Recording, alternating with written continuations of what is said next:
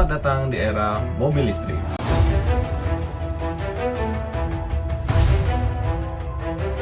Kali ini kita akan membahas pentingnya Big Data Analytics dalam menyusun strategi pemasaran di sebuah perusahaan untuk meningkatkan kinerja perusahaan agar lebih baik lagi. Dimana kali ini kita akan membahas case study di sebuah perusahaan mobil listrik terkemuka asal Tiongkok, yaitu BYD. Sebelum kita lanjut lebih dalam, perkenalkan saya Muhammad Khaidir.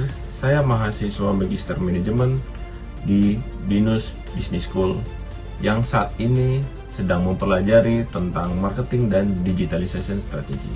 Baik, kita masuk ke chapter yang pertama, yaitu pentingnya Big Data Analytics. Meningkatnya kompleksitas komunikasi pemasaran akibat integrasi teknologi dalam strategi bisnis memunculkan kebutuhan akan analisa kinerja perusahaan yang lebih modern, komprehensif, efektif, dan efisien. Saat ini, banyak hambatan baru yang ditemui perusahaan dalam menyusun strategi pemasaran yang efektif dengan memahami setiap aktivitas pelanggan, mulai dari awareness sampai dengan memutuskan untuk membeli suatu produk dengan karakteristik pelanggan dan kondisi ekonomi. Big Data Analytics memainkan peranan penting dalam penerapan strategi marketing planning dengan menyediakan informasi yang lebih mendalam tentang pelanggan, memungkinkan personalisasi pemasaran, dan meningkatkan efektivitas pemasaran. Big Data bukan hanya tentang kuantitas, tetapi juga kecepatan data yang dihasilkan, keragaman jenis data, keakuratan data, dan nilai yang bisa diekstraksi. Berdasarkan Big Data Analytics untuk strategi pemasaran,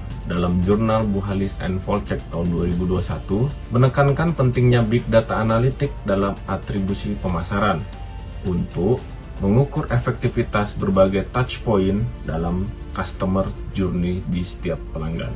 Konsep atribusi ini dianggap lebih efektif daripada metode lain sebagai alat analisa kinerja pemasaran dan dapat dipergunakan untuk mengalokasikan anggaran pemasaran secara lebih efisien. Dalam marketing attribution, terdapat keuntungan yang akan diperoleh oleh perusahaan, yaitu kemampuan untuk menghitung setiap perjalanan pelanggan atau customer journey individu dan kemudian menggabungkan berbagai informasi menjadi data atau tren untuk menyusun perencanaan strategi pemasaran. Atribusi pemasaran yang efektif harus mempertimbangkan seluruh perjalanan pelanggan secara holistik dan berpusat pada customer, di mana dalam hal ini data infrastruktur menjadi komponen yang dominan dalam mengoptimalisasikan big data yang tercermin dari channel-channel apa saja yang akan dipilih dan data-data serta jenis data yang akan diolah untuk menghasilkan informasi dan strategi pemasaran yang lebih baik. Metode atribusi memanfaatkan data tentang touch point pemasaran, berapa jumlah touch point yang akan atau yang dipilih oleh pelanggan, serta teknik analitis untuk memberikan gambaran yang realistis tentang pengaruh setiap touch point, termasuk faktor-faktor buaran pemasaran dan perilaku konsumen. Selanjutnya kita masuk ke chapter 2, yaitu kerangka kerja rencana strategi pemasaran. Menurut jurnal McDonald tahun 2006, terdapat 7 step untuk menyusun strategi marketing planning proses.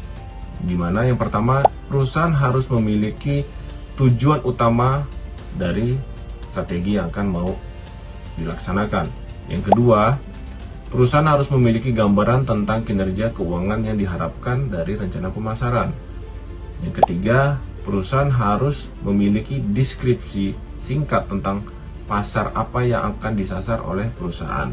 Kemudian, perusahaan juga harus memiliki ringkasan faktor eksternal dan analisis SWOT. Ya, kita pengen tahu analisa kekuatan, kelemahan, peluang, dan ancaman dari pesaing. Kemudian perusahaan juga harus memiliki asumsi-asumsi dan atau faktor penentu keberhasilan serta kegagalan dalam pemasaran. Dan yang terakhir, perusahaan juga harus memiliki tujuan dan strategi pemasaran serta program-program yang berisi waktu, tanggung jawab, biaya, beserta perkiraan penjualan dan anggaran yang dibutuhkan. Dengan kata lain, memberikan kerangka dasar tentang apa saja komponen penting yang harus ada dalam rencana pemasaran yang komprehensif.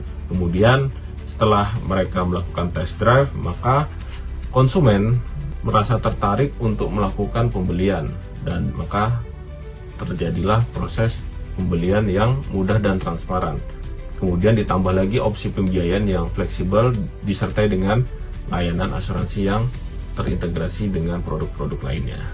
Tetapi BYD tidak sampai di situ saja, mereka juga memberikan layanan purna jual yang memuaskan untuk membangun kepercayaan dan loyalitas pelanggan, seperti mereka memberikan perawatan dan perbaikan yang profesional, ketersediaan suku cadang, kemudian terdapat layanan darurat 24 jam yang bisa mereka berikan kepada pelanggan agar pelanggan mendapatkan layanan yang lebih maksimal.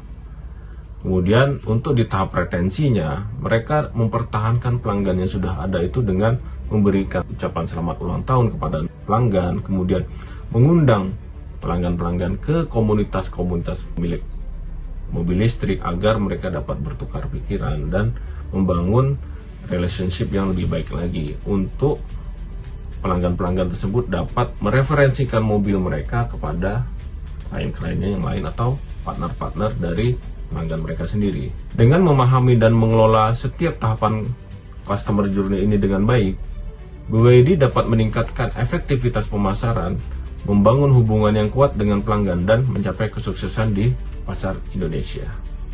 Kita masuk ke chapter terakhir.